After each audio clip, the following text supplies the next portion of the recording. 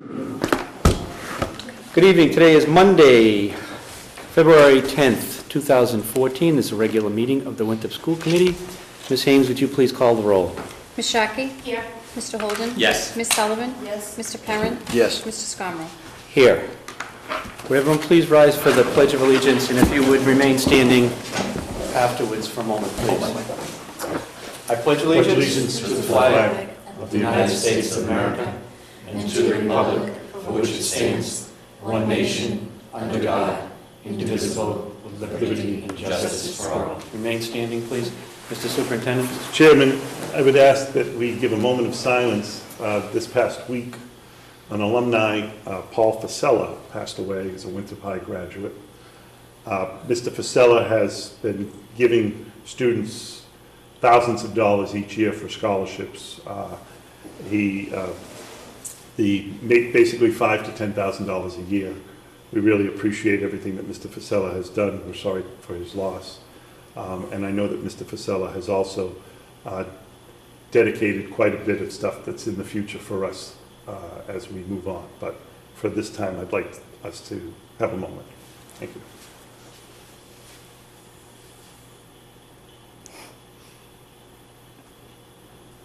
Thank you. Mr. Chairman, Thank you. may I ask everyone to stay standing too? Ms. Sharkey.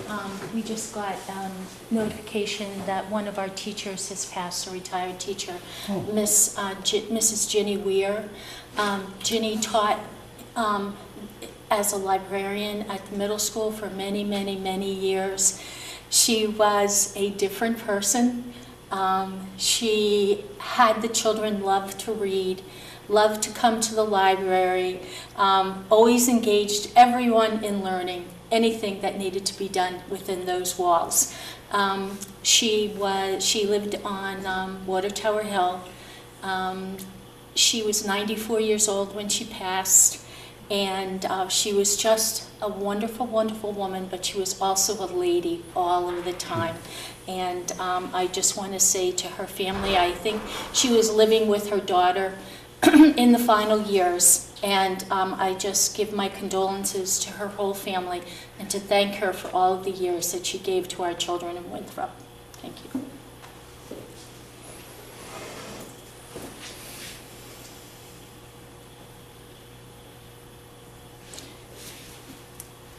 Thank you. Thank you, Mrs. Sharkey. First item is the minutes from January 13th, 2014. Motion by Mr. Perrin. Second by Ms. Sullivan. Any discussion on the minutes? If not, all in favor, please say aye. Aye. Opposed? Abstentions? Mr. Holden abstains. Thank you. Next item, delegates and visitors. Mr. Superintendent, would you like to take this? Thank you, Mr. Chairman. As you know, this year, starting in January, we're very fortunate to bring back our school resource officer. And tonight, I have Officer Dawn Armistead, who is our current school resource officer, here to kind of just give a quick description of what she does on a daily basis. Although we keep her busy, I will tell you that. And then if anybody has any questions. Thank you, Mr. Superintendent, and thank you, Committee. I'm very, very excited about my new role as a school resource officer. I have been assigned all of the schools, however, my office is in the high school. I do have a very close connection with all of the assistant principals now and the principals. I've been welcomed with open arms. I feel very, very fortunate to be in this role. I am handling all police calls for service, any issues during the day that come up Monday through Friday. And if there's something that happens at night, a report is submitted and it's submitted to me for a follow-up or investigation. Other than regular school interactions with the kids, visibility, I have open door policy, anyone wants to talk to me. We're also trying to work with positive things too, not just troubled kids or bad incidents. We're trying to have a positive influence on the kids with me being in the schools and being approachable with anything at all. I'm working with other agencies, the Chelsea Juvenile Probation, Department of Children and Families, the District Attorney's Office, Children's Advocacy Centers. We are holding roundtables monthly. We held one this past month, and I think it went very well. There's a lot of new administration that we're all trying to figure out our different roles and what we're supposed to be doing. And I have training. There is certification for a school resource officer position, and my training is during February school break. So that's what I'll be doing. Thank you, guys. Do we have questions for Officer Armistead? I know that when Town Manager Jim McKenna and Superintendent Macero advocated for this position to the Town Council, I was very pleased, and I was very pleased at their positive reception of it. But the proverbial icing on the cake was when you were given the position. Thank you. I've known you for a few years. I know you're an excellent police officer, and more importantly, you're an excellent person. And can't think of a better person to have in our schools. Thank you. than I am enjoying the I position. appreciate you Thank taking the position. Thank you. I appreciate it. Me too. I'm just thrilled to have Dawn. I introduced myself earlier tonight because I didn't know Dawn. I only knew her by reputation. So I'm very glad to have you with us. And it's a great thing to be able to work with young kids, as you know, and older children. And I know that you'll be a great resource for us and helpful for the kids too. They needed someone. Thank you. Thank you very much. And Dawn, I'm sorry, you'll be working both the middle and high school? I am working with all of the schools, the Fort Banks as well as the Cummings here. If any issues come up, I'm also assisting our new records of attendance supervisor, Nora Grimes, in any issues she has that comes up. We're working jointly together with that. But my office is in the high school. Next year, of course, should it remain me, I will be in the middle school, and there'll be some office space delegated there from me. But I have children in the school system as well, so I have I'm very interested in what's happening here too. You do. I know you're invested in the community. Any other questions? Thank you so much for coming tonight. Thank you for having me. Thank you.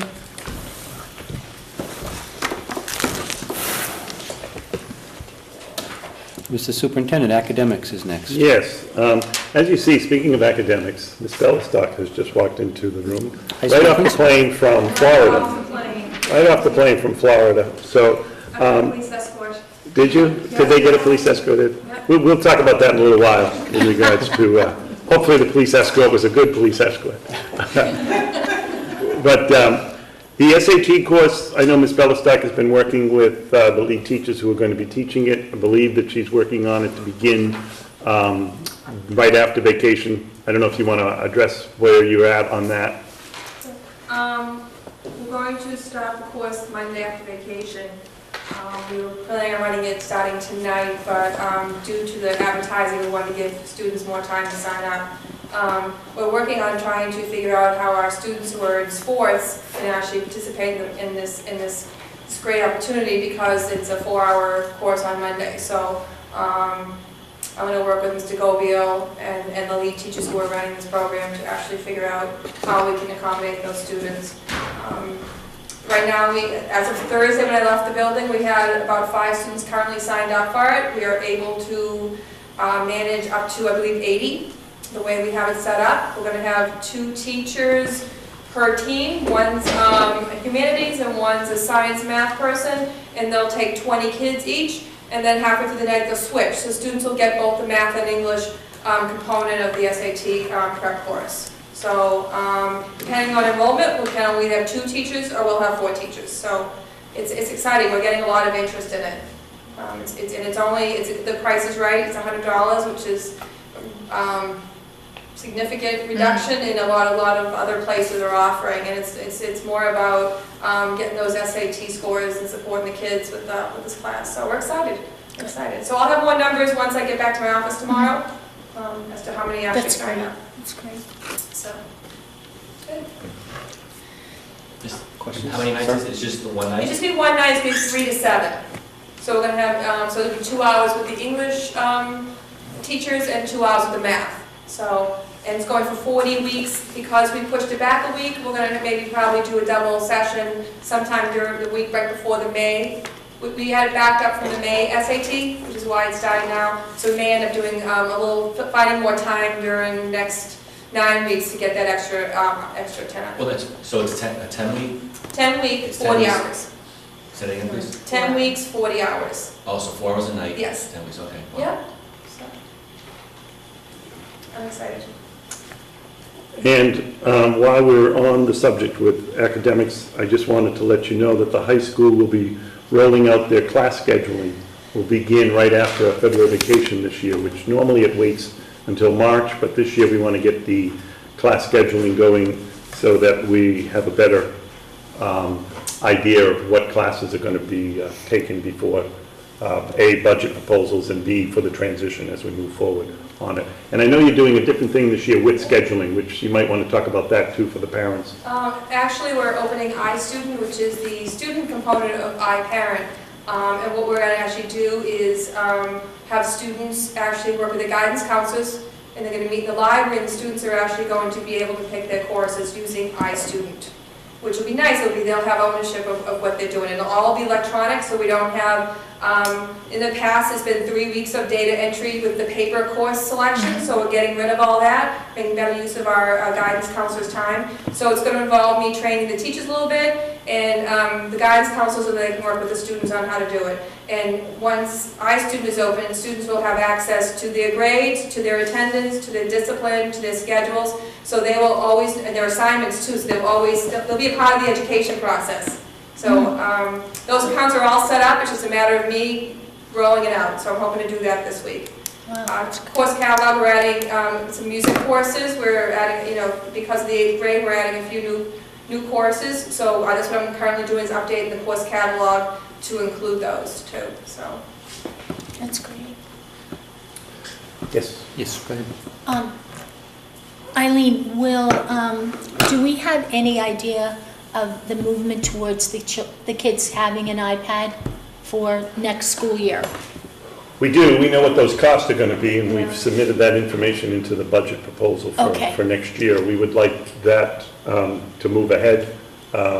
We're actually checking a couple of areas. One would be the budget itself, and then the other would be, if this is a 4-year project, is there a way that we could begin that project through the new school building? And so we're investigating that process as well, to see if they would allow us to release some of those funds so that we could go ahead and make the first investment from it. But we believe that that's the best way to go for us for next year, is this one-on-one initiative. Yeah. Right now, it is the final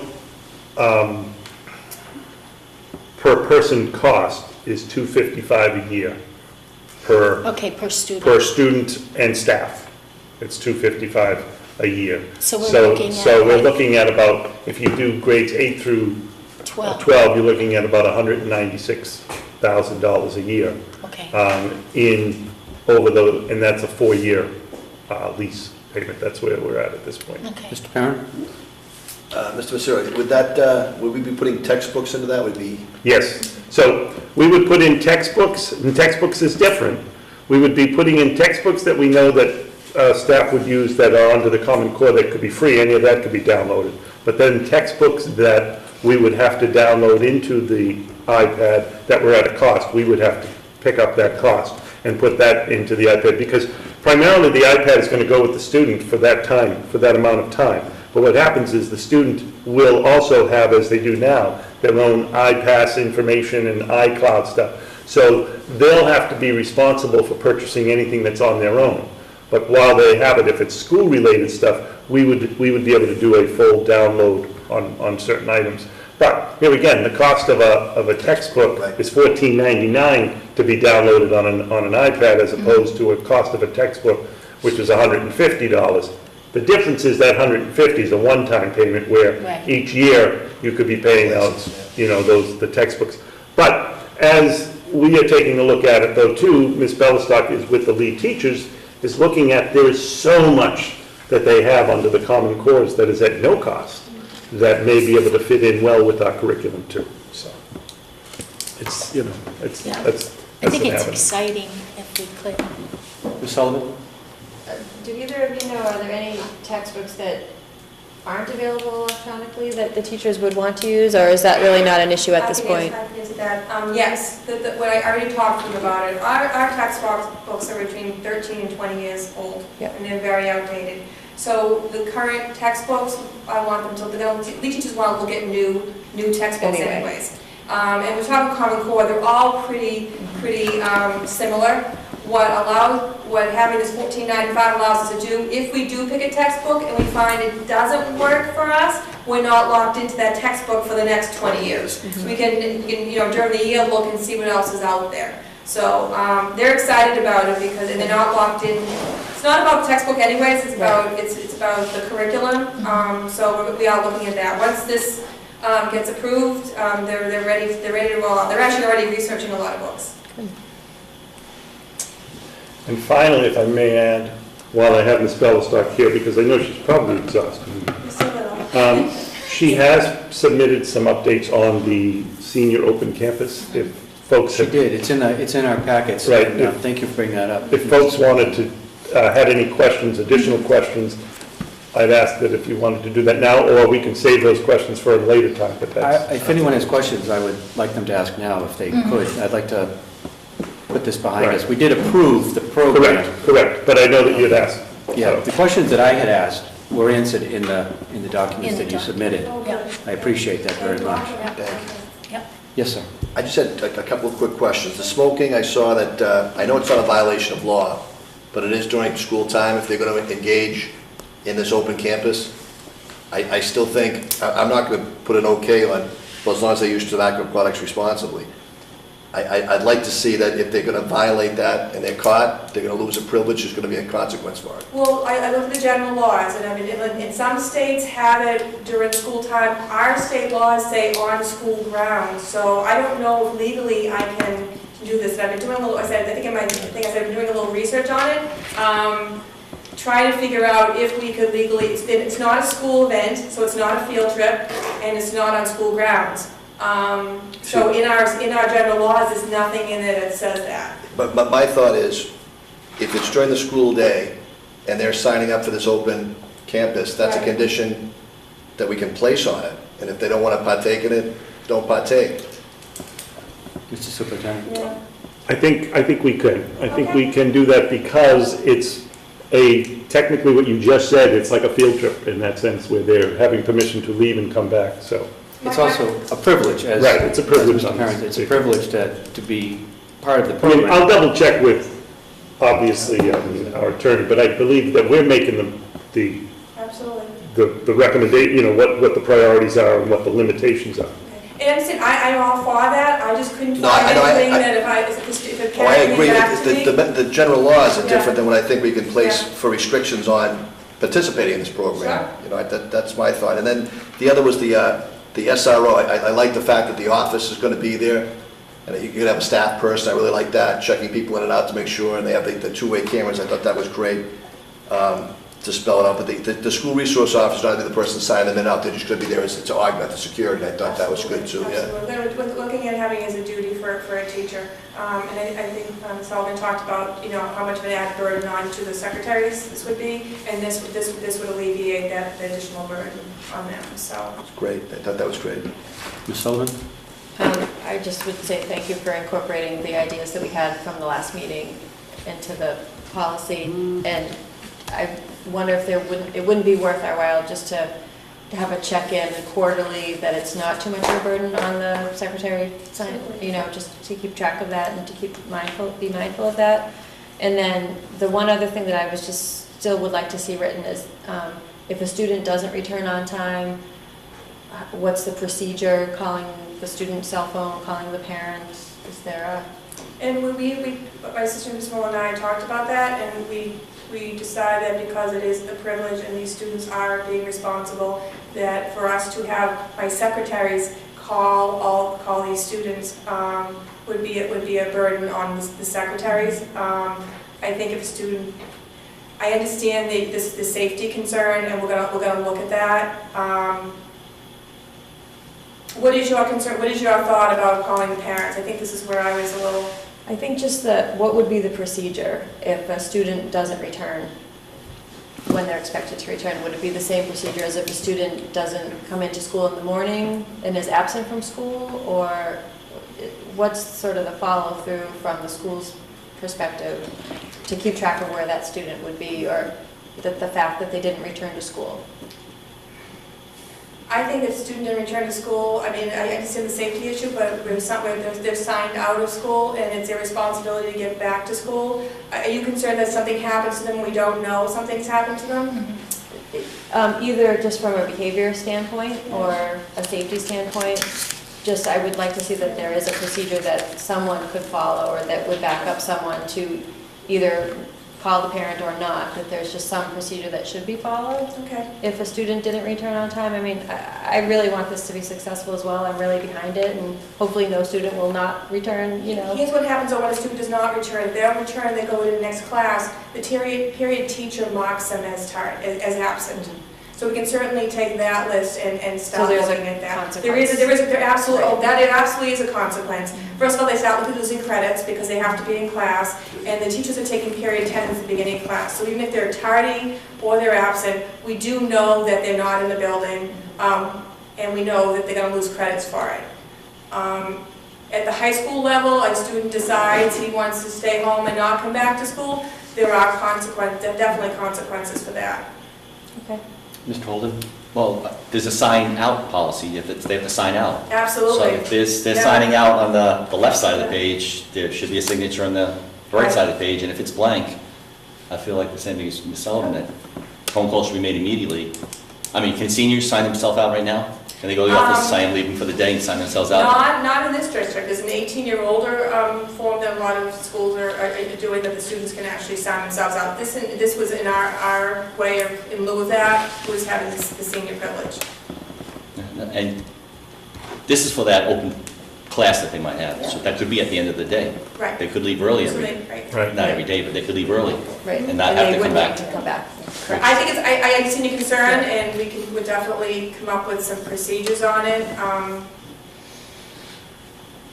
just not sure how much I want to put a burden on the secretaries. If a Right. student chooses not to come back to their class, well, they're going to lose the privilege. And I think I talk about that in there. If they're not coming back to class, school, they're tired, they could possibly lose the privilege anyways. So there are consequences for them for not showing up. I guess I would say, what is our responsibility to find out where the student is if it's in school hours and it's not the last class of the day? So if it's, the student's supposed to return at 11:15 and it's 11:30 and they haven't returned, does the assistant principal call? Isn't that part of the procedure, sorry to interrupt, that the parents have to agree that the student is participating in this? Right, And thus acknowledge that the student is leaving the building right. during the And daytime? the burden is on the student to return to school. Mr. Superintendent? But I would say, she's going to have an opportunity to have a duty teacher in there. So the duty teacher is going to see, a lot of the times it's going to be right like 10 minutes before they're coming in or 10 minutes before they're going out when they're going to have sign out. You've got 2 times a day that you won't have somebody sign out if they're missing the first period. They'll only be signing in. And they won't be signing back in if they're going out in the last period. But if they're not there, and that person that's on the duty, I would say right away they should notify the assistant principal to say, this person didn't return, and then there'll be a call made out to why that person's not there. Or at least notify the parent that this child did not come back and on time. And then when the child walks in, you could say, hey, you didn't come back on time, but we've already notified your parent on that. Right, And that would be the best that's what I was looking for. And then if it gets to be too much, then she's going to have to, take a look at the program itself and say, this isn't going to be worth it. Right. Because I did meet at the PTO the other night, if you recall, when we met with the parents, there were questions about, well, could the kids just, when they come back in, show their IDs? Do they have a way to show their IDs so that they could just come right back in? Because what if they're coming back in and they're going to sign in and they'll be late to go to class? And I said, well, those are the things that we have to, work on it. But I think that obviously they need to get in there and we'll work those kinks out. So we'll put the no smoking component in, and I'll work with my secretaries and assistant principal about the phone call process. It could even be an automated phone call. We could take care of that. Okay, thank you. You're welcome. And since Ms. Bellistock is here, if you wouldn't mind our indulgence to hear, I have it under my superintendent's report, but I'd love to know firsthand how our cheerleaders did on their trip to Florida, since she was there with them. I was there with them. It was wonderful. We had 20 cheerleaders from grade 8 to grade 12. We had probably 2 coaches, myself, Mr. Gobiel, and we had about 25 parents who showed up. We represented Winthrop very well. We were a big group. The girls were amazing. They were excited, they were responsible, they showed up where they were supposed to be on time. When we did the first round, you could see as soon as they performed that they were going to move on. And that really got everybody excited. So at that point, they were 3 out of 19, and I'm learning a lot about cheerleading. It was medium varsity non-tumbling, which is a pretty good group. There's 11,000 cheerleaders. They were from all over the country. There were some schools that they just had competing teams. Our cheerleaders do everything. They just had their teams that just do competitions, and they don't do the games. And they don't do everything that else they do. So then so that was on Saturday, and we were at Indiana Jones. If anybody's been to Disney, at Hollywood Studios, we were actually in one of the attractions, which was very cool. All the parents wore yellow Winthrop High School shirts, so you can see a sea of yellow in the audience. I got to go behind the stage and sit in front of them while they performed. And they made it to the semifinals, which was on Sunday, and that was at ESPN in one of their big field houses on a huge stage. They did very well. There were a lot of other teams that were very, very strong. I think they ended up being 11th in the country, so they did really, really well. You all should be proud of them. You should be proud of the parents who showed up. The girls were amazing. It was probably one of the best experiences I've ever had. I'm exhausted. It was, we were up till 2 in the morning at the parks last night. They had a cheerleaders celebration last night at one of the parks, so we got to do that. We only lost 1 piece of luggage, so we did good. We lost no girls, and as far as I know, no parents. So we were escorted. We had limos.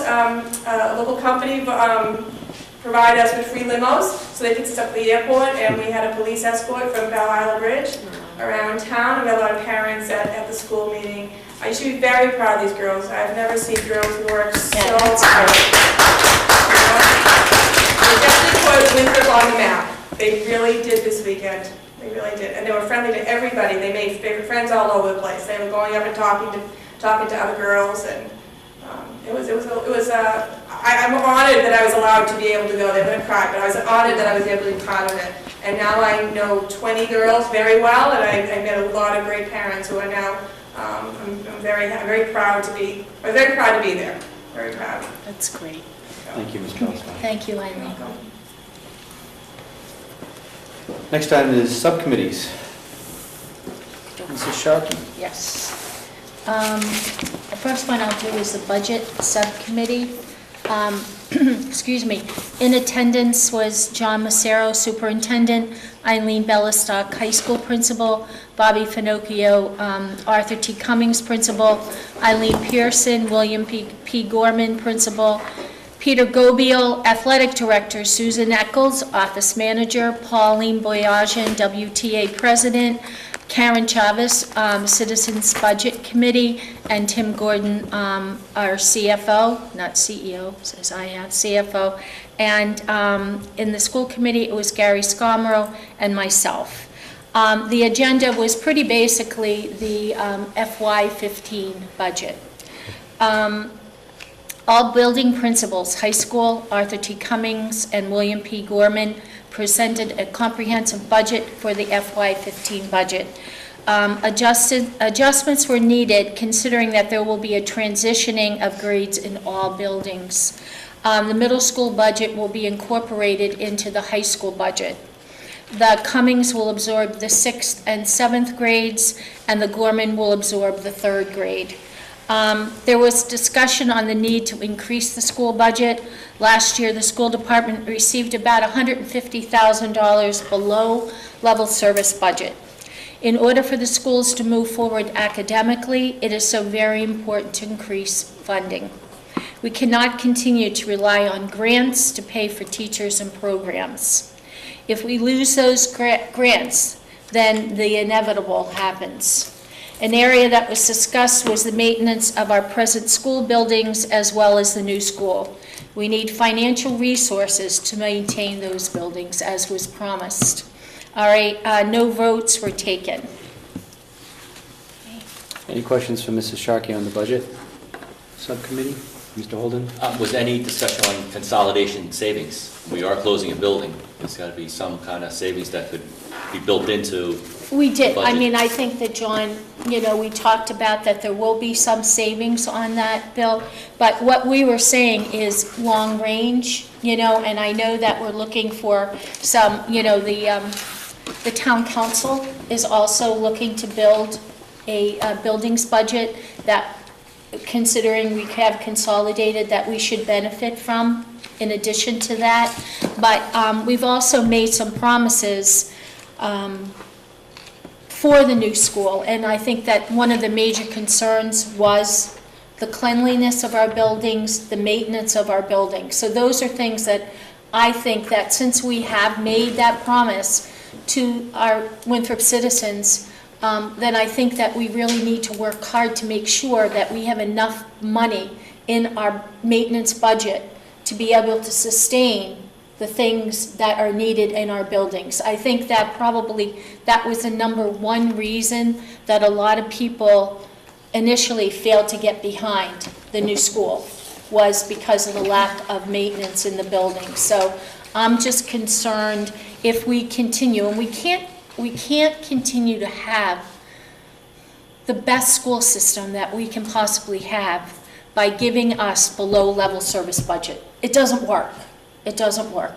And we've committed to a consolidation process, and my feeling personally is that I know it takes a few years to get consolidation really running strongly, but I don't feel us as a school department, since we're the ones who came into the consolidation, that it's running well for us yet. I think there are things in consolidation that are working for us, but I don't think all of the pieces of financing are working for us. So that's my concern. Yeah, I'm talking about consolidation, less utility usage. Oh, yeah. That's what I'm talking about, the savings. You're talking about because we're bringing the two buildings. So we did do eliminating. that. So just so that you know, when you take a look at, we've given everybody a preliminary budget to take a look at over the next couple of weeks or before we come and do the presentation on the 10th.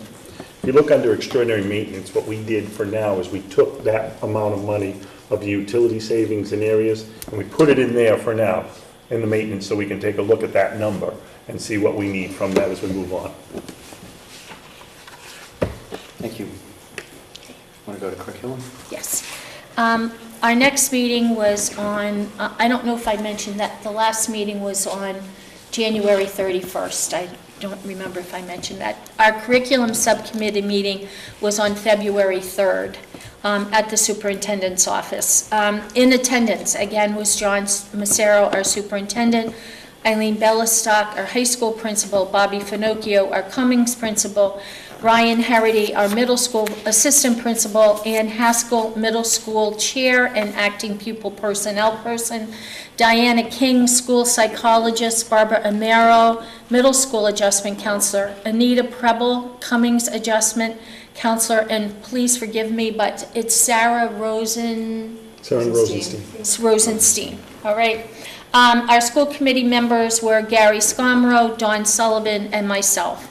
The agenda was a continuation on our bullying program, discussion on the program that will better fit our school and community environment, what we are looking for. We wanted something that will address all levels, a comprehensive and continuous model, visibility within the schools and community.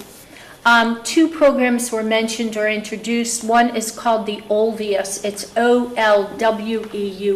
The W is a V.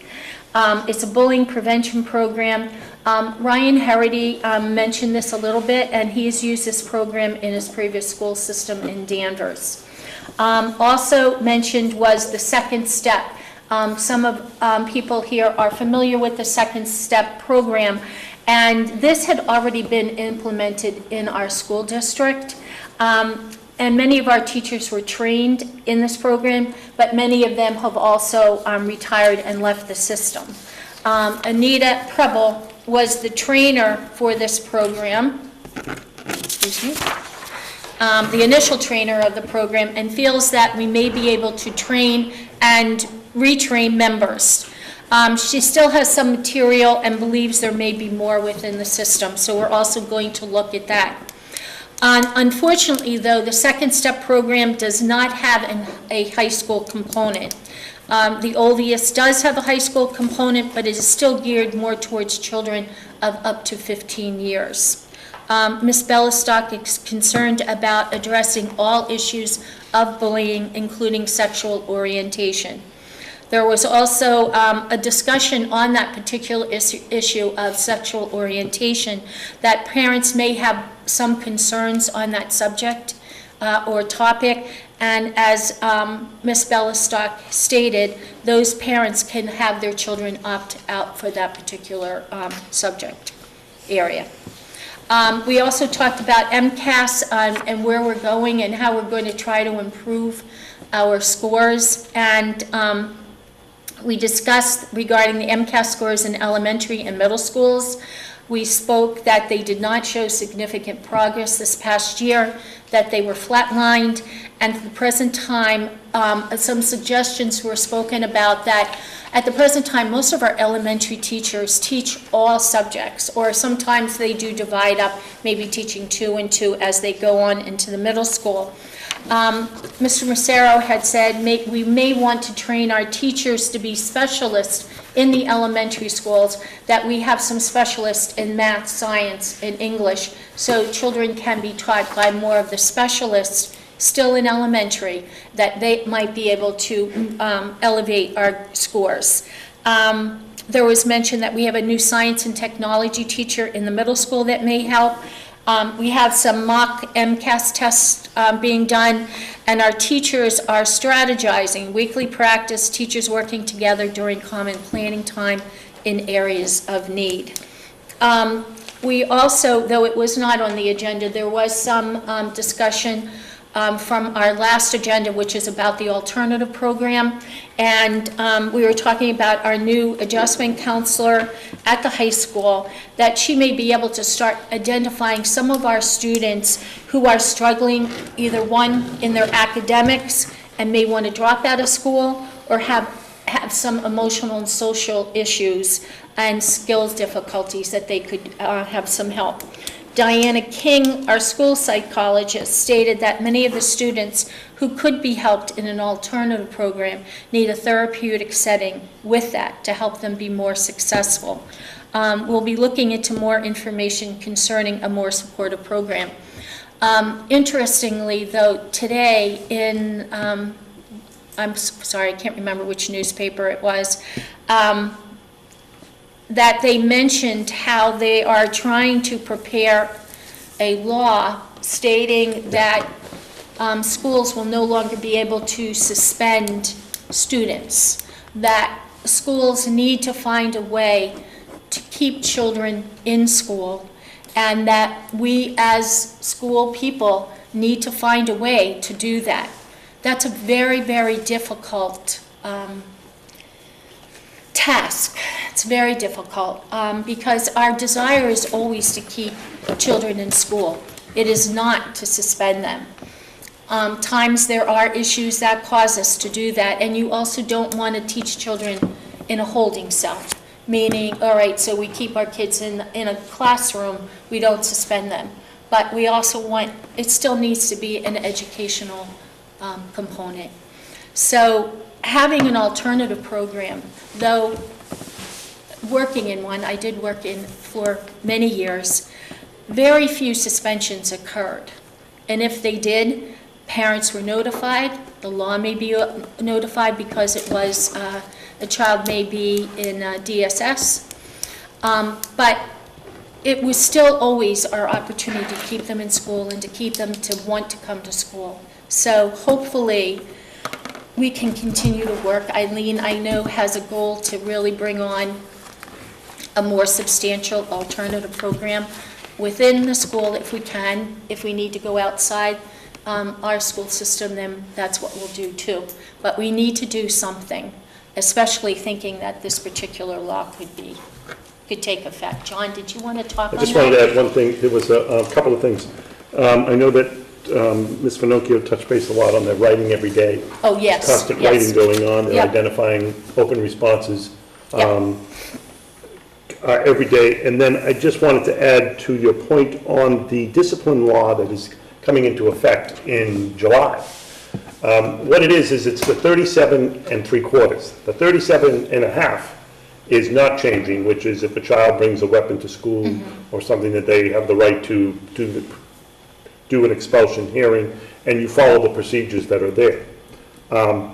The 37 3/4 now is requiring that if you're going to discipline a child or going to have to do a suspension of that child, before you can suspend that child, you have to have a hearing for that child and have the parents in for a hearing for that child. And you can suspend a child up to a certain amount of days, but then you need to have a service plan put into place for them. And so it's the same thing with even the 37 1/2H, where they don't want you to really, if you're going to expel students, what they're saying in this law now is that you're still responsible to educate them. So at the Superintendent's Advisory Board that I'll talk about in a minute, in the discussion there, we were discussing to them of all of the various changes that this does to all of the schools and to school committees and policy handbooks and all of those things that we have to do. So we wish we would have more time and understand what they're doing, but also the cost implications. We have no problem. All of our goals is to make sure that we educate every child. So this is where the alternative school may have become a necessity for us in this, because the law is stating that even if these students are suspended or don't want to be there, or you expel them, it's still going to be the responsibility of that town to figure out a way to educate them, whether it's a one-on-one service, whether it's to send them out of district or create other alternatives, but it is going to be our responsibility. Thank you. If I can just say, I'm just saying, I feel good that our school system is looking now, even though this law is effective in July. It's July, they're coming into effect in July. But I Right think now, it's- there is time that you can go and speak. That was what was in the paper today, is that people can go and vocalize their concerns about this general law that they want to put in. But I'm just happy that we are looking right now for our kids, for those particular children who need that support. So, thank you. Any questions from Ms. Sharkey on the curriculum? Thank you, Ms. Sharkey. You do an excellent report and excellent chairperson for those subcommittees. I Oh, appreciate thank your efforts, as always. And Buildings and Grounds Subcommittee met earlier this afternoon. Ms. Sullivan is the chairperson. Ms. Sullivan? We did, thank you, Mrs. Scomro. Present were myself and Mr. Perrin and Ms. Sharkey and Mr. Massaro. And we discussed the scope of the Buildings and Grounds Subcommittee, as well as some of the open issues that we've been seeing on the principals' reports for maintenance. Some of the things seem to be on their way of being taken care of or already taken care of, which is good news. One of the things that came up was the Connect Ed, and we're going to go back to the schools to make sure that they recheck their list to make sure all their staff is accounted for on the Connect Ed list. Another thing that we are going to let the principals know is that if they're having issues with things, they should write a PO for it and get the process rolling in that respect, so that the school department can know about what it is that needs to be fixed and repaired. The goal of the subcommittee will be to review the school reports each meeting and keep track that things aren't being left behind and that things are being dealt with in a timely manner. And if they seem to not be per the school reports, then we can offer our assistance at getting facilities managers and so forth contacted to get things moving. We discussed a little bit about playground safety. There was a piece of a inner playground at the former Fort Banks school that was installed over winter break that was of a questionable status, and Mr. Mercero is aware of that. And while the playground is safe at this point to play on, there may be some further discussion about that piece of equipment being installed in the way that it was. And so we'll look further into that. And in general, the subcommittee would also like to help out with any transition issues that come up with having an increased population in every building, and what that might mean as well. And we would plan to meet monthly at this point. Thank you, Ms. Sullivan. Any questions? I'm just going to say I attended that meeting today, and I thought Dawn did a very good job at bringing up new ideas that I don't remember us talking so much about. And I know Dawn has a love for playground and rec, and playgrounds. But I think it was very good that she picked up on a lot of specifics that sometimes we do I think had been doing more of a generality, and she came up with some really specific ideas that I hadn't really thought about before, or really recognized. So, Thank you. Thank you. Thank you, Ms. Sullivan. Thank you. I think those are all the subcommittee reports we've had since our last meeting. And our next meeting, by the way, isn't until March 10th. That's our next. March 10th. March 10th. Wow. But if you miss me, Mrs. Sharkey, feel free to call. Thank you. Transition issues, Mr. Superintendent? I'm going to go. Oh, I'm sorry, you have your I'll tie those all report. in on the Okay, superintendent's I'm sorry. report there. First of all, I do want to start off with the superintendent's report by informing the public, if they had not saw it or heard it, last Thursday night at the middle school was a packed house of, Mr. Scarmore says it was over 1,000, I'm not sure, but it was pretty packed in the auditorium for our first elementary band concert. And it was a wonderful occasion. We had 113 students on the stage, multiple students doing solos. Mr. Sherwin, our band director, really, for 4 months, did an incredible job of getting our students excited about instruments. And we're very hopeful that this is going to continue on. And I was ecstatic that evening. It was, as I said in my email, it was remarkable that Mr. Sherwin took there were more when he started, but he still has 113 students.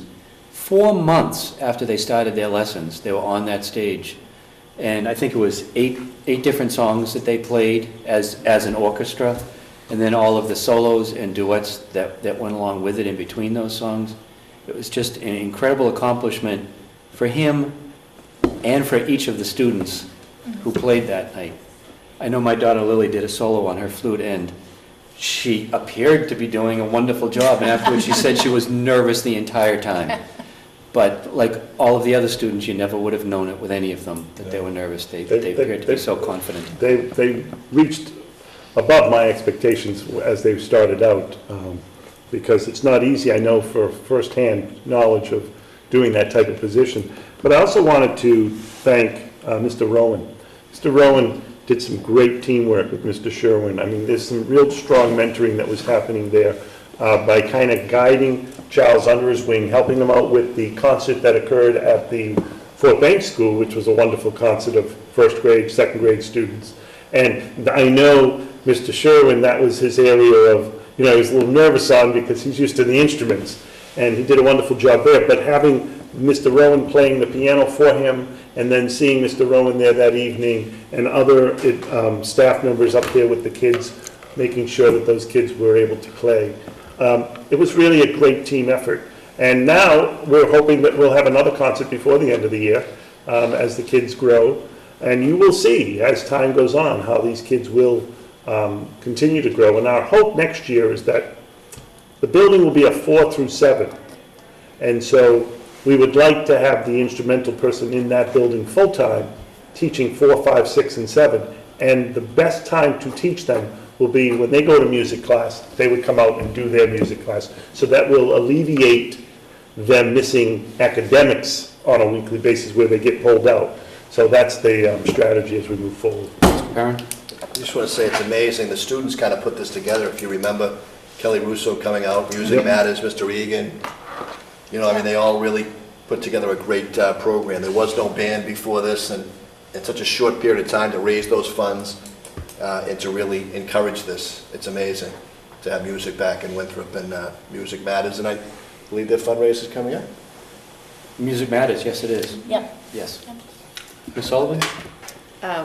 I attended the second grade concert, and Mr. Sherman did a fabulous job, and the kids were so excited, and my second grader is very excited to learn to play the recorder.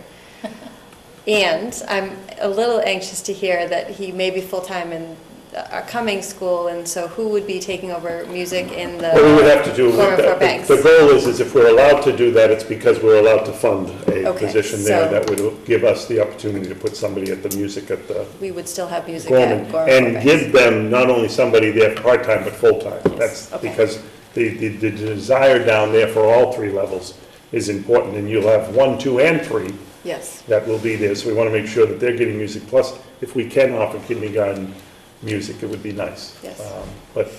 So it's, it's come a long way. The Music Matters folks were there at the concert. We gave them an opportunity, and they were just ecstatic as well to see what's happened. I'm sure that you're all aware that Kelly Russo got accepted to a college down in Nashville, Connecticut, for music, and she got accepted to Berkeley College of Music, and she's chosen to go to the school, it begins with a B, down in Nashville. She's chosen to go to Nashville, so, but she's been a real, person to get this going for us, and really excited. We were able to bring the PTO boards back together, we reconvened last Tuesday evening in my office, where we have the boards, the executive boards of every PTO member there, and we had a full house. we did. It was the first time we had everybody there, almost everybody there, with the exception of one person who had emailed me as well, too. And it was really good because it's an opportunity for the parent teachers organizations to kind of come together and talk to each other about what they're doing, as well as what can we do that together for the district. And then, of course, we were able to, go over the district transitional plans as well, and go into that area. A lot of great questions, a lot of great comments. Ms. Sullivan is on the board of the PTO board, so she was there as well. We do it as an open meeting, and we open the door up there in my office, and we're lucky if we even have enough seats. But it was very good. We're going to continue that on a monthly basis, so you're more than welcome. We'll get that out to you as well when we email them that you're CC'd on that if you'd like to attend. I know there is a PTO meeting tomorrow night at the middle school. And if I may, on Wednesday night at the Gorman Fort Bank School, there's a general PTO meeting at 6:30.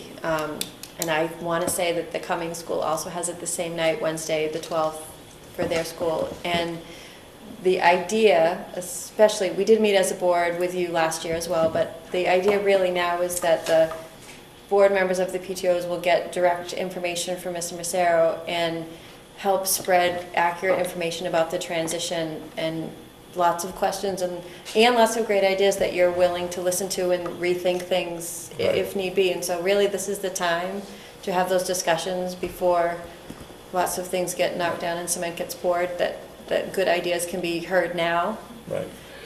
And you're willing to do that, and the PTO board members are willing to kind of be the information spreaders for the other parents. And you are invited to come to any of the meetings and answer questions from other parents as well. One of the things that we've been talking about as part of the PTO boards is there a way that maybe we do a general meeting of PTO at one particular place, and then you break out into your school areas if you choose to, because a lot of our parents are in multiple PTOs, and so they're kind of all over the place, and it's hard for them to do a lot of what they do.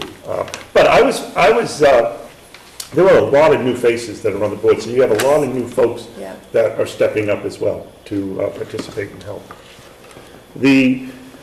As I mentioned earlier, there is a superintendent's advisory board to the Department of Elementary and Secondary Education that has been established. There was a member from each roundtable. There's 10 roundtables across the state of Massachusetts, meaning like North Shore Roundtable, the Urban District, all of those. Somehow or some way I was nominated from my round table on the North Shore. I must not have been at that meeting. I was appointed to that Superintendent Advisory Board. So I went to it last Thursday. We had our first meeting, which is where we sat down with actual people from the Department of Education, the Commissioner's Office, which was actually very good, because one of the purpose of this advisory board is to understand what's happening with the Department of Ed and all their mandates that they're sending down to us, and getting input from us before these mandates are made official. Because a lot of times, we're just getting the mandates and we're trying to explain to them that it's wonderful, these ideas, but you have to understand that you're giving us so much, and there's budget implications, there's morale implications, there's staff implications, there's constant policy implications, there's all kinds of implications that happen. So we have reached out to them, as the Massachusetts superintendents reached out and said, we would really like to have this communication. And so we're happy to see that they've established it. I'm hoping that it's not additional amount, but one of the things that I did speak about the other day was, they were talking about all of these implications and stuff, and before we left, I was listening to people, and I had said to the Department of Ed, I said, well, this is great, I'm happy to be on this, but I need you to understand that you're looking at the central office. This is Winthrop, I'm it. I have my principals, we have myself here and that, we're doing what we can. When you keep throwing these things down, it's just, we're a smaller community that doesn't have some of the resources that these other communities have. And I said, and you need to understand that when you're doing a lot of what you're doing there. So hopefully this is going to be a positive in time. Right now it's a lot of, people kind of just talking about how can, what you're doing, what we're not doing correctly, as opposed to what we can do correctly. So that will change. We have the senior nights will be coming up for all our winter sport athletes. I know they've got multiple games that are going to be ending. I think, is it the boys or this week? Thursday night. The girls will be coming up as well, their senior night, and the same thing with boys and girls hockey, because the season primarily for the most part ends right around February vacation, or there's like some tournament games during the vacation, and then what happens is the tournament will begin right after February vacation in March. As I told you the last time, all our major sports of the hockey, both hockey teams, both basketball teams are in the tournament. And that will be happening, we'll see the pairings coming out sometime at the end of February, and we'll get started right in, probably the end of the February vacation, which brings me to the point that next week, folks, if people are aware, is February vacation. Monday is the presidential holiday. I have an opportunity to maybe go visit Kelly's school.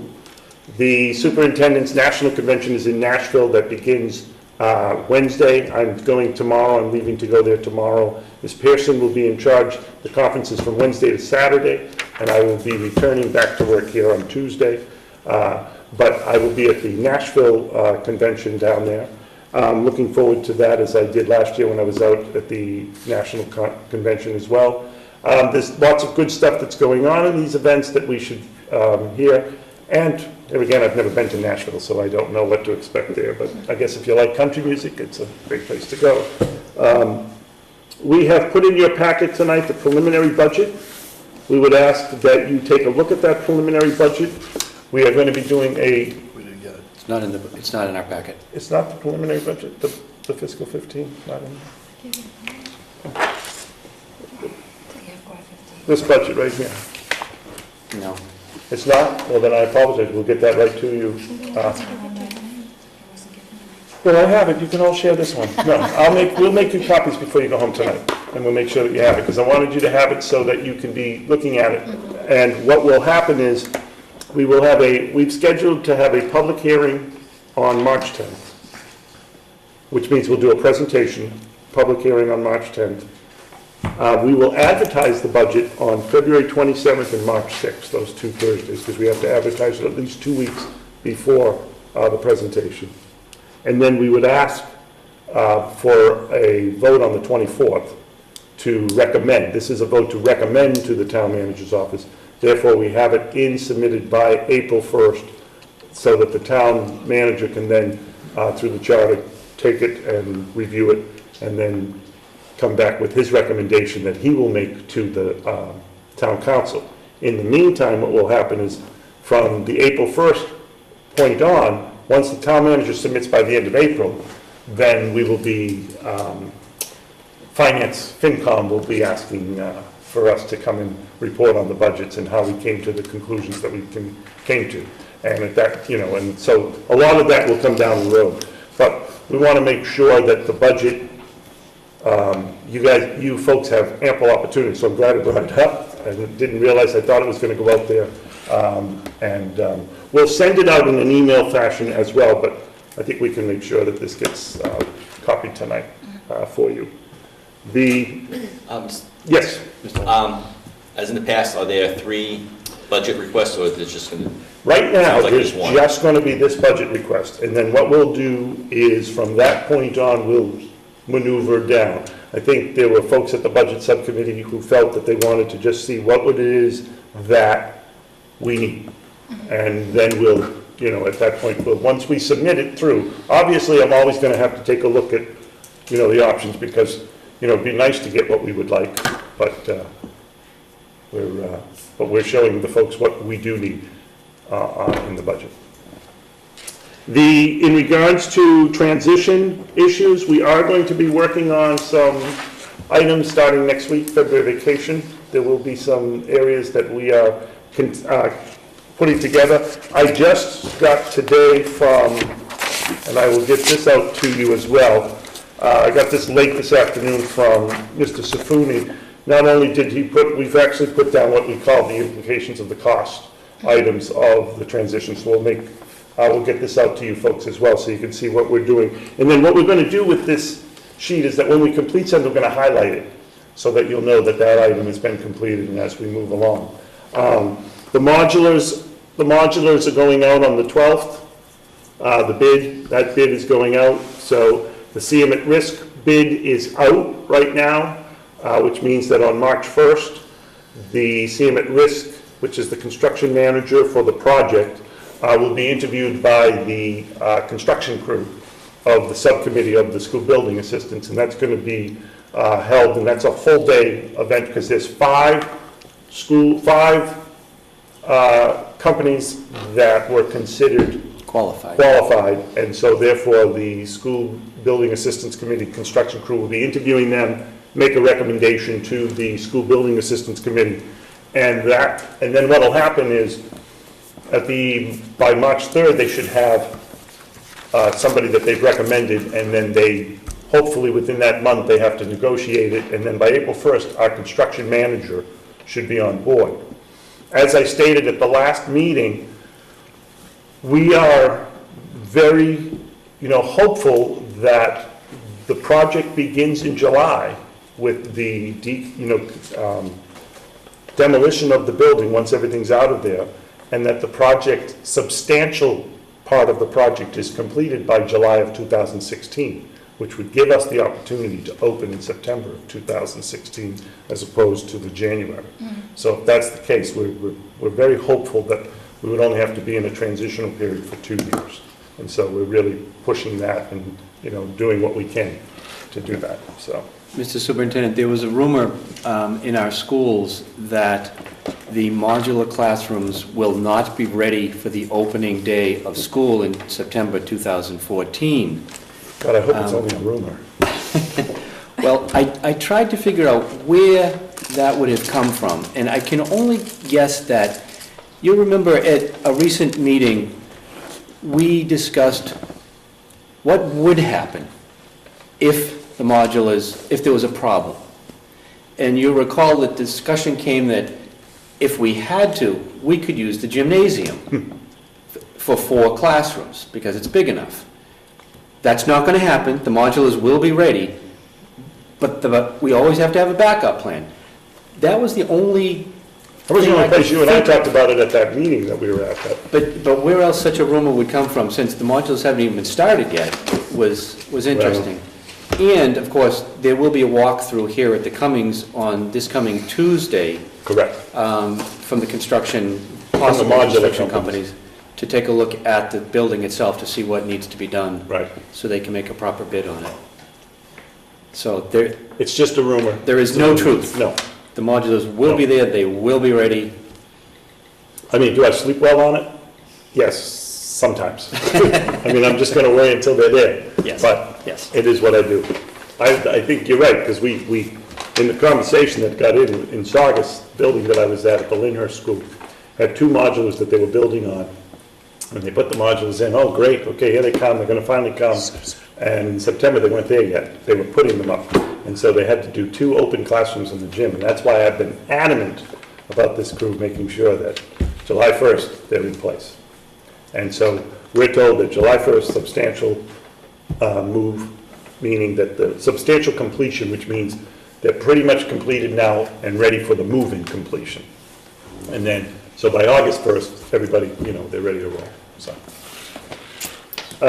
Under personnel, I have very simple stuff, no appointments, no resignations, but I do have a retirement.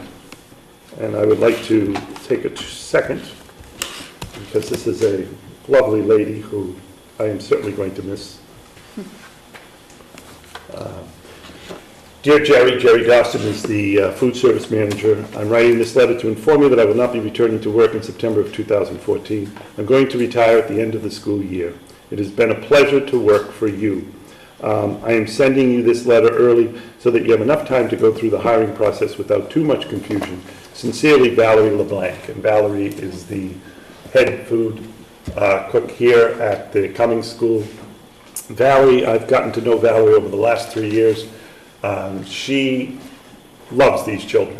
And there's, and I remember one of the first meetings that I had with her, and it was in regards to students who aren't paying the bills and all of this. And she said to me, what's going on at the other place? Why aren't they paying the bills? She says, I tell the kids right away what's going, And yet she takes action and she takes pride. And she has a phenomenal staff here with her that work with her.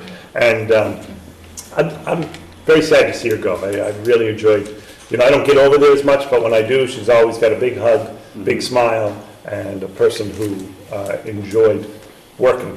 But she told me, I'm ready to retire. So I wish her the best. She'll be missed. And I don't have any leave of absence. We did advertise, we have an ELL grant for after school. ELL standing for? English Language Learner. Thank you. So we had that last year, and we worked with 21st Century here at the school where we hired additional teachers after school for stipend amounts. We do have that grant again, so we did post for the English Language Learner teachers. Thank you, sir. Any questions for the superintendent? Next is the warrant. We have a warrant number SVW14-17 in the amount of $162,900.21. Is there a motion on that warrant? Motion by Ms. Sullivan. Is there a second? Second, Mr. Perrin. Any discussion on the warrant? As always, prepared nicely by our financial team, Ms. Montgomery, Ms. Eccles. Thank you very much. Any questions, discussion?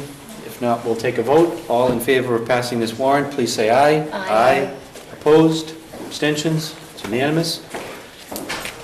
Next is the payroll warrant. We have one payroll warrant.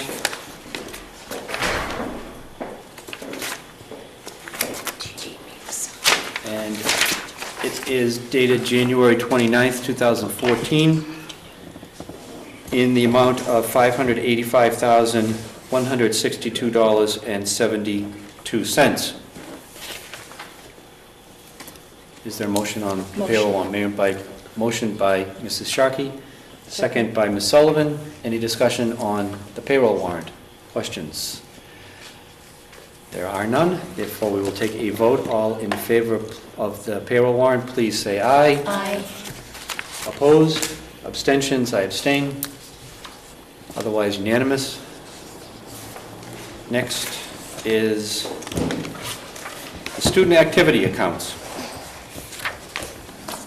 Let me take this. No. Start it out. Do you want to talk about this, Ms. Eccles? Sure, so touch base with you. Ms. Eccles doesn't want to talk about it? She's going to jump in. Okay. She's going to jump in, because she's got details as it goes along, but. Thank you. The student activities account currently, as the way it is run now, we have a savings account for student activity funds that all the students that they raise, when they put a deposit in, it goes into the savings account. And then the monies that are needed goes into the checking account so that those student activities can request to the principal, the building principal, this is the amount I need, this is for the purpose that I need, and the building principal signs the check. And they're responsible, the building principal is responsible. So the student activities, you do not want to do any reimbursements to yourself. You want to make sure that they're only used for student activities purchases. So what's happened is we do not have a limit set on what can be in the checking account for the building principal. We have, right now, we're currently, whenever they need money, they just say to the treasurer, I need to have this amount of money because I got to cover, and they've been transferring it out as long as it's there, which it's always there. But the guidelines under the law state that the school committee has to set an amount for the student activities checking account that the principal's responsible for.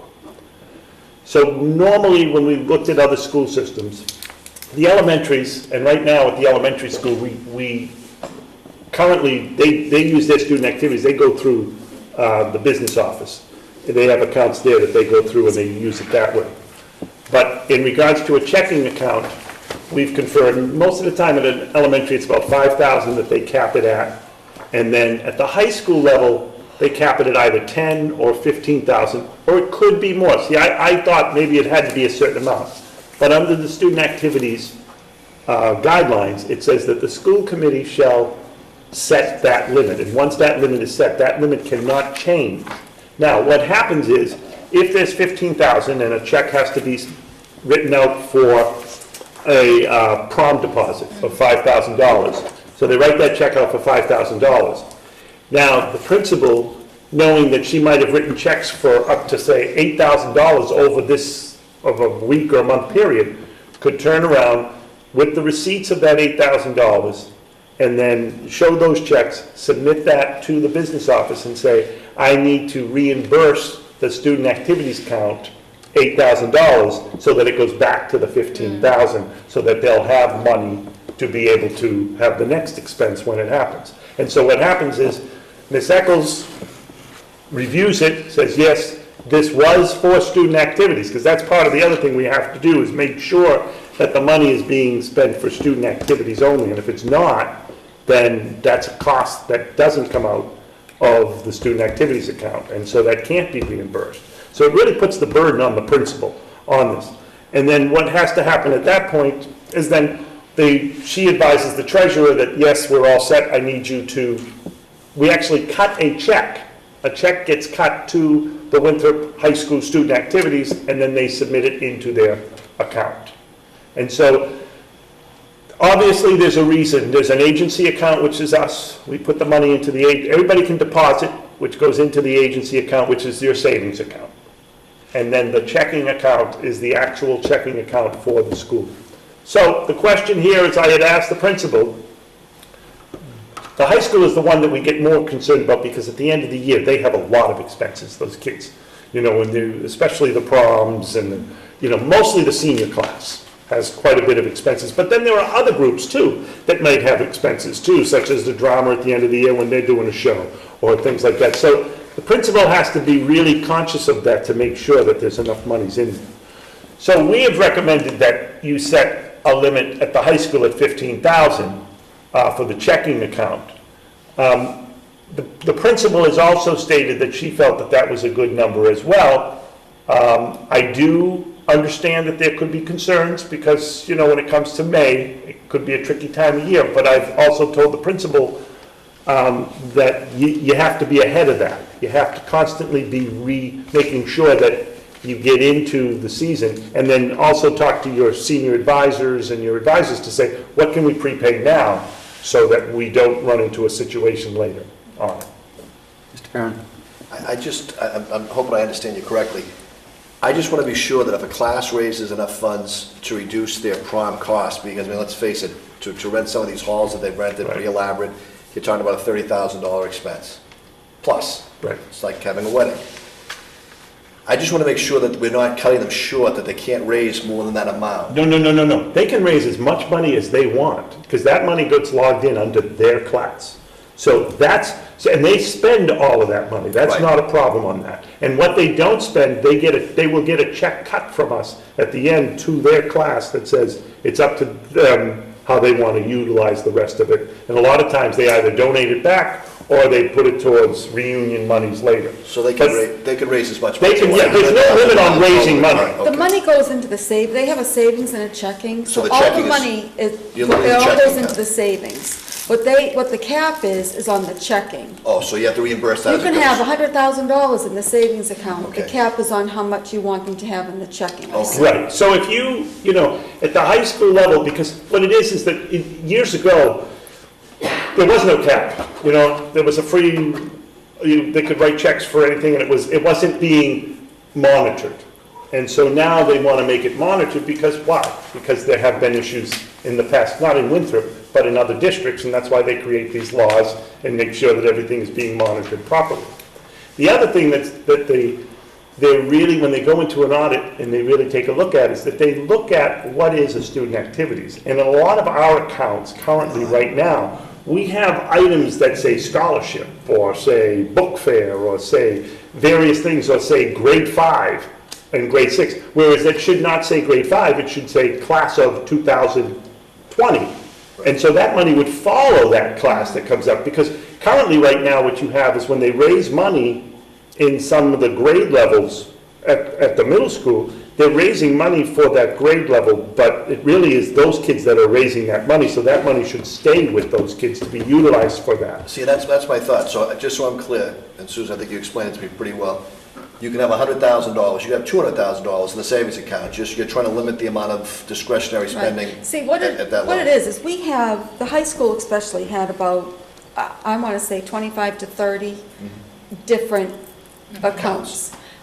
The bulk Under of one them account. don't even belong, they're not, we're Part. trying to get this cleaned up so it's right. So we're working with the treasurer's office on getting this right.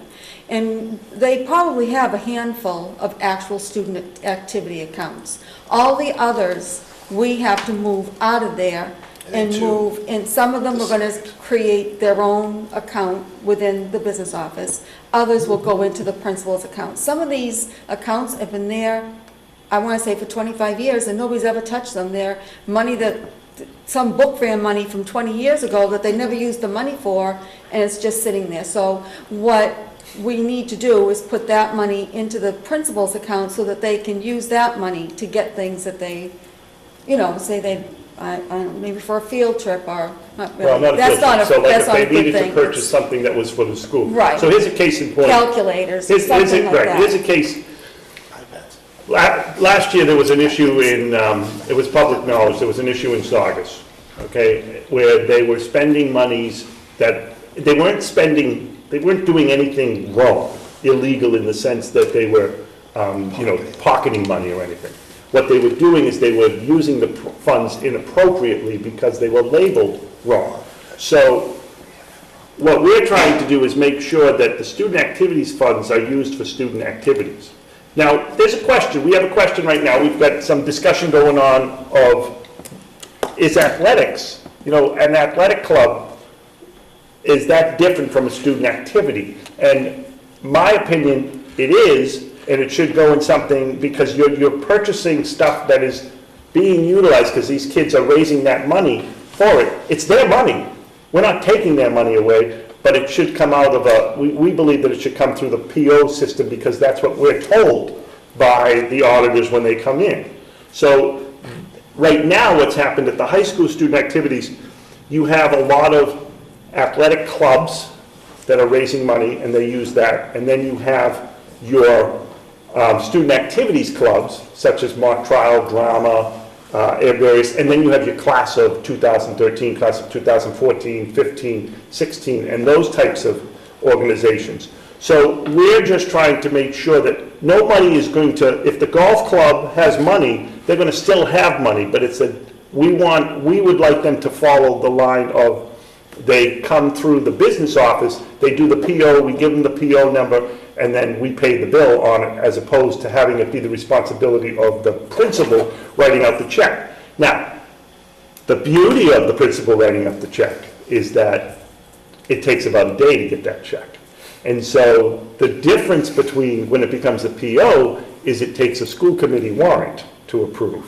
And so that's the issue that there are folks that are used to certain ways of getting what they need to get it for, but we just think it's a cleaner way that if they're buying baseball bats for the baseball team out of this money, then it's for the baseball team, then we'd prefer it to come out of that as opposed to coming out of a check for the baseball team.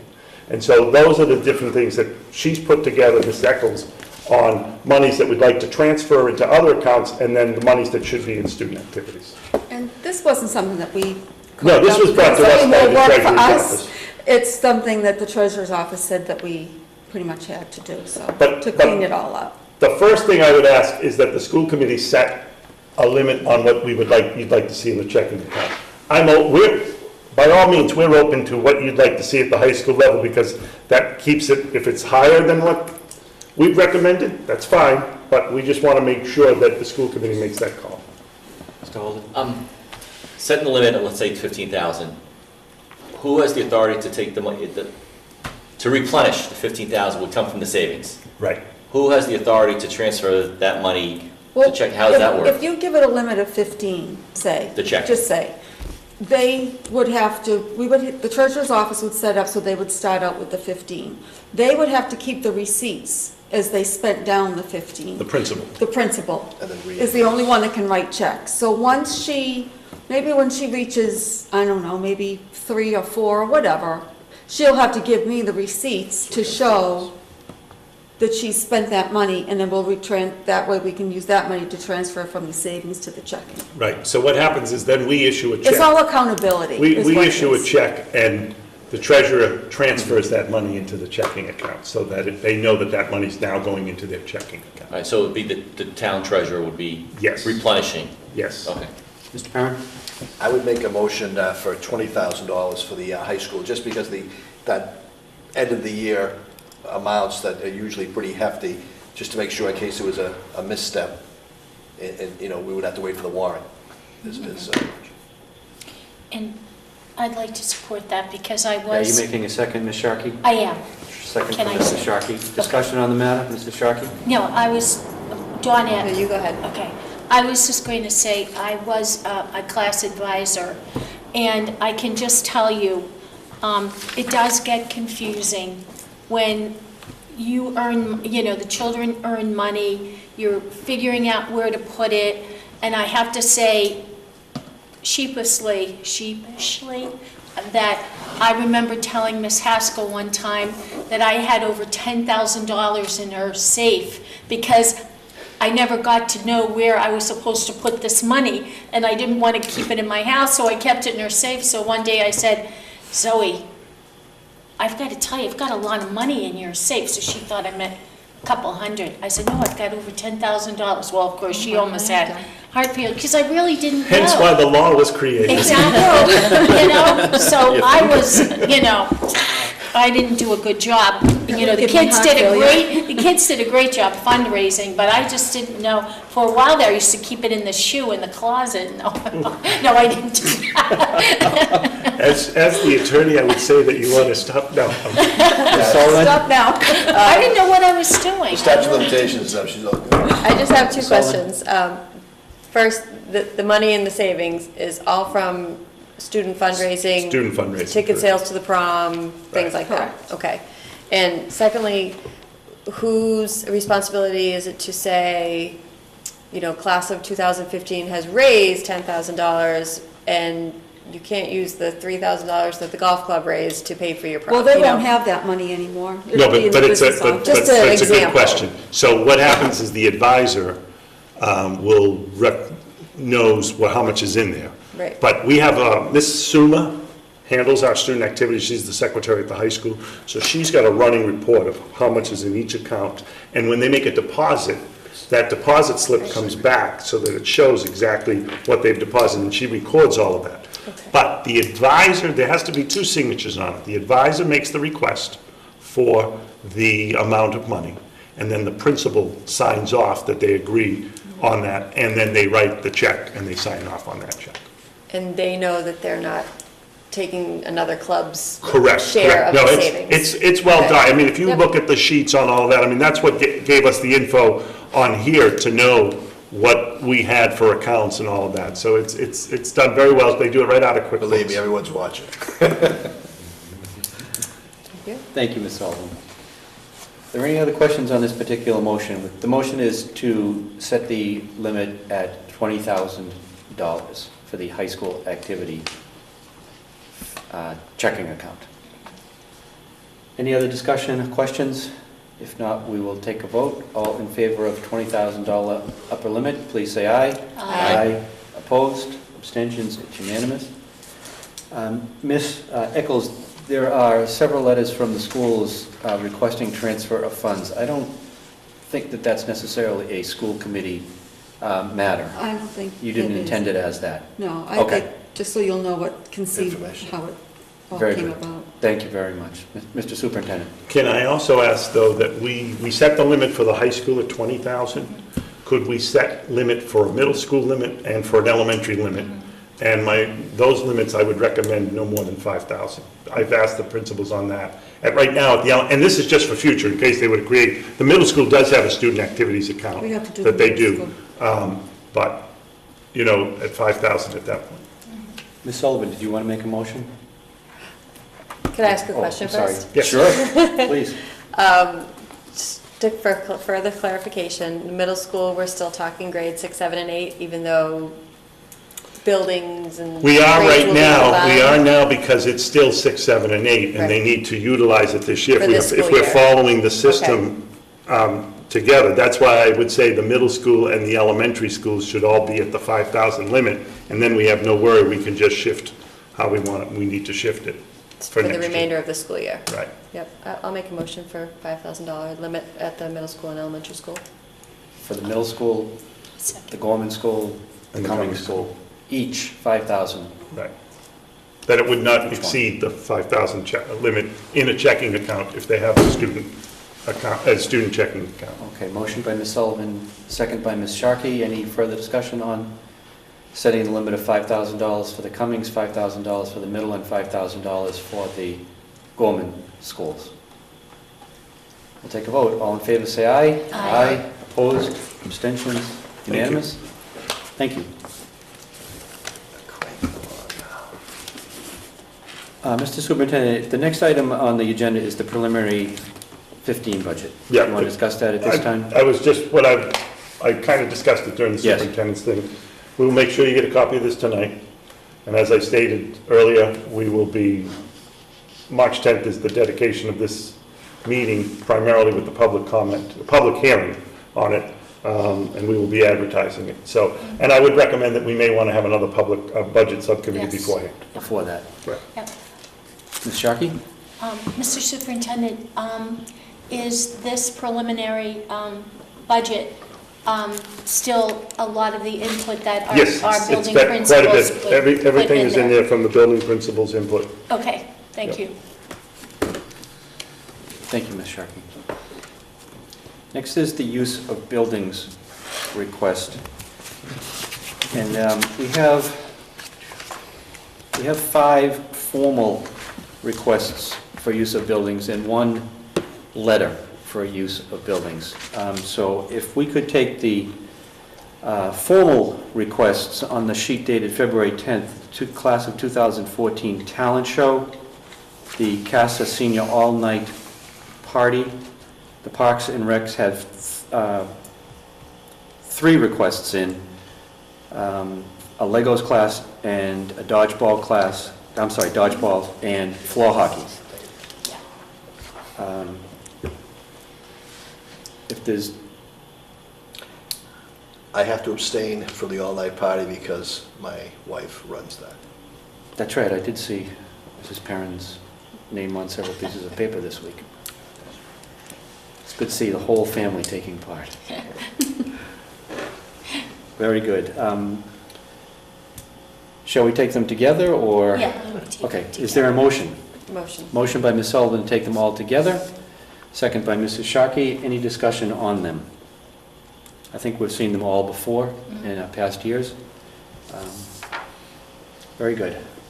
All in favor, please say aye. Aye. Opposed? Abstentions? Vice Chairman Perrin abstains.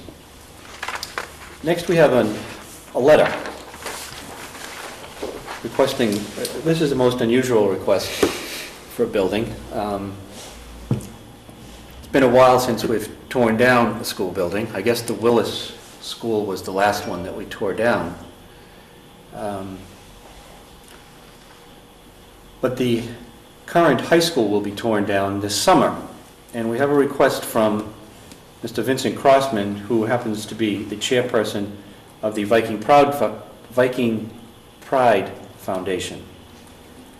And to sum it up, he's requesting that the Viking Pride Foundation be allowed to have a party in the Winthrop High School building on Saturday, June 28th of this year. And that, right now, forgive me while I flip my calendar. It's a Friday or Saturday. It's a Saturday. Right now, school is scheduled to end on Tuesday, June 24th. Since the superintendent will be leaving town for a few days, that should hold steady for a little bit. I'm sorry, Mr. Superintendent, you do an excellent job, and you take the guff I give you so well, too. So the 28th right now looks okay. Of course, it's Massachusetts, it's winter, and who knows? But provided that we do end school on or before Friday the 27th, and as I said, right now it's scheduled to end on Tuesday the 24th, Mr. Crossman is requesting Saturday the 28th to have a party in the building. And you can see by the letter that he provided that he has thought of many, many details already.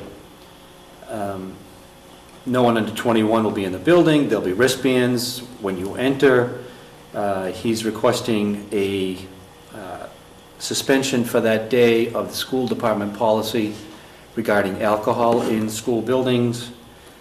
He has said that he will work with the police chief and fire chief to make sure there are adequate numbers of police officers and fire department staff in the building. He gives us the time that the proposed party would take place. He's gone into quite a bit of detail in his letter.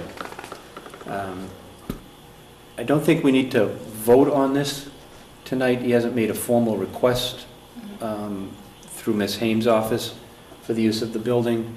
I do know that as soon as school closes, we're going to want to start with the demolition, with certain materials being removed from the building immediately before the wrecking ball comes in to take the whole building down. Is there any discussion on this matter? Does anybody have any thoughts that they'd like to say at this time? Mr. Perrin? I think it's a great idea. It's going to bring in a lot of people for one last time to see the high school, because everyone has a lot of fond memories of the high school, obviously. I think it'll bring a lot of money for Viking Pride. I'm hopeful that we can work around whatever schedule to remove whatever has to be removed, records and what have you. But I'll leave that to Mr. Messero. What's your thought? I'm very much supportive of this. I think it's a fabulous way to say goodbye and to really give a real reason for folks to want to come back to the school that they were in. And they really have, they've set up the auditorium. They want to do the auditorium, the gymnasium, the cafeteria, and the courtyard, because they want to bring folks who feel that love of those particular areas. And I think it's a great thing. I would ask that if it's possible that you could at least approve the date waiting for the information so that they could get started with the advertising and get started with the process that they need to do, because I know we won't be meeting again till March 10th on that.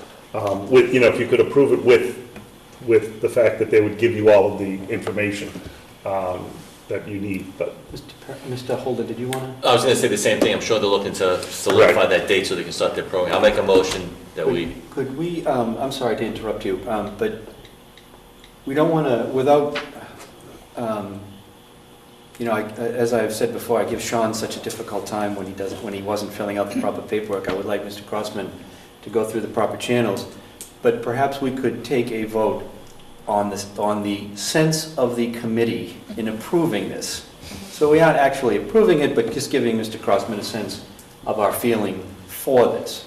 So if I Make a may, motion for them to set aside that date for them. For Viking Pride.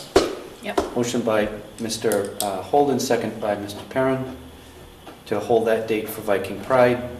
That's good. Any further discussion on this? If not, let's take a vote. All in favor, say aye. Aye. Opposed? Abstentions? Unanimous. Ms. Hames, hold that date. Thank you.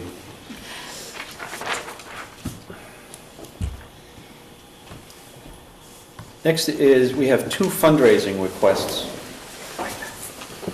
Okay. The first one is, and if we could take these separately, the first one is for the class of 2015, a cookie dough fundraiser, which they have held in the past successfully. The request comes from Jennifer Adams, co-advisor for the class of 2015, and Kate Kelly, co-advisor for the class of 2015. I make a motion that we approve this fundraiser. Is there a second? Second by Ms. Sullivan. Any discussion on the cookie dough fundraiser for the class of 2015? Ms. I'm just curious, I mean, fundraisers go on throughout the school system, every activity, every group. Why is this one coming before us? I've asked the superintendent, because of the amounts of money being raised and the methods that are being raised, I've asked the superintendent if he could ask the principals just to put all fundraisers, not PTO fundraisers, that's not the business of the school committee, but clubs and organizations within the schools, if they would make their requests for fundraisers through the school committee. I totally support that.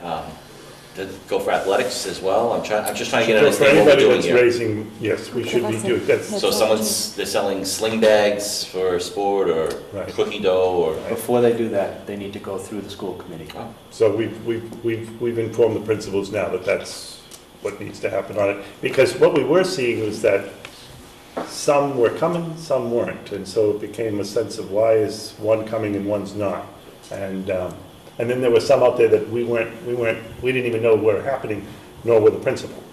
And so we needed to make sure that we get you guys. Because you were the guys that people come after and say, why are they doing all of this? So you need to know about it. So athletics, including the football team, the hockey team, the cheerleaders, would come through us. Right. That's the money now that they have to do through the business office. They have to deposit that through us Mhm. now. And the cheerleaders came and did Right. a very nice presentation a couple meetings ago. Right, they did their fundraiser to go on that trip, the national trip, so. So that was an example of a group coming to the school committee, whereas the superintendent said sometimes, it hasn't happened. So that's what that is. Any other questions before we vote? Discussion on the cookie dough? If not, all in favor say aye. Aye. Opposed? Abstentions? Unanimous? The next request is from the Drama Society. And they are requesting permission to have a raffle, $50 a ticket. 100 tickets will be sold, thus their goal is to raise $5,000.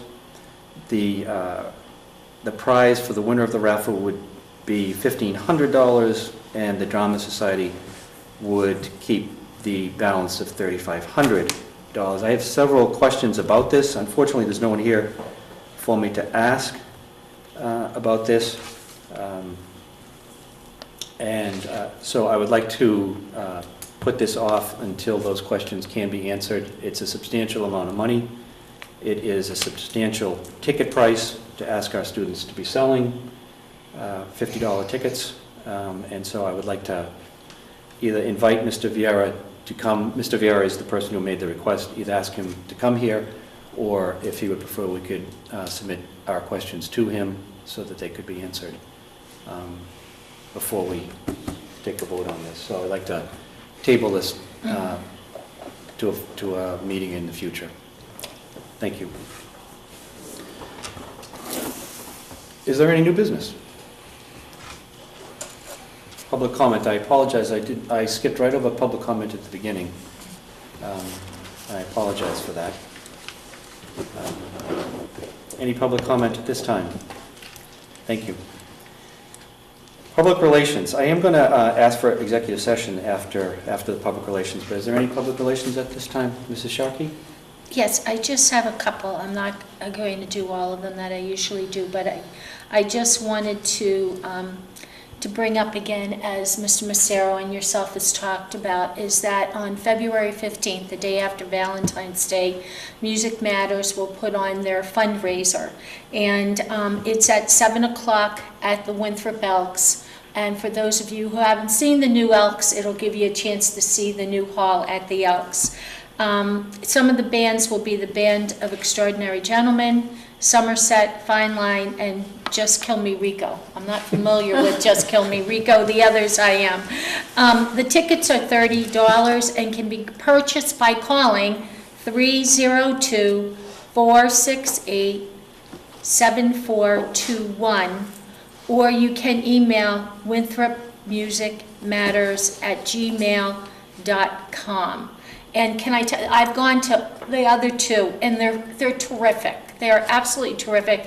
The bands are terrific. The kids are terrific. It's just a wonderful, wonderful night. So even if you can only stay for a short while, just come experience the wonderful things that the kids have initiated. And we talked about Kelly Russo being one of the young people who began bringing back music to Winthrop. And this is a way of thanking them because of what they do. Also, I just want to congratulate the Arthur T. Cummings Writers of the Month for January. Christian Bonapane in grade 3, Bobby Diaz in grade 4, and Colleen Whitaker in grade 5. And I just wanted finally just to make one comment, is that I was able to go to the mock trial talking about Kelly Russo, and Kelly and her whole crew, with the support of Mrs. Maria Flanagan, and I think Mr. Dixon also does the assisting in the mock trial. And they do just, if anyone has an opportunity to see it, it is just wonderful. They present a trial, they get a case, and then they have to argue their points. And there's a real judge that decides who wins. And Winthrop won against Melrose. So I just want to congratulate them. I think they have actually a makeup this Friday, if anyone's interested. And they beat Malden too, so they're still undefeated. Yeah, they're wonderful. They're wonderful, wonderful, wonderful. I wish I had something like that in school when I was going to school, because it was great. Great. So that's it. Thank you, Mrs. Sharkey. Mr. Holden? All set. Ms. Sullivan? Thank you. The chair anticipates going into executive session to discuss strategy with respect to collective bargaining or litigation if an open meeting may have a detrimental effect on the bargaining or litigating position of the public body and the chair so declares, and also for the purpose of discussing strategy concerning collective bargaining and a grievance with SEIU Local 888 if an open meeting would have a detrimental effect on the bargaining position of the school committee and the chair so declares. Is there a motion to go into executive session? Motion. Motion by Mrs. Sharkey, second by Ms. Sullivan. I anticipate we will not be returning to this room to adjourn the public session, but no further business will take place after the executive session other than adjournment. Thank you.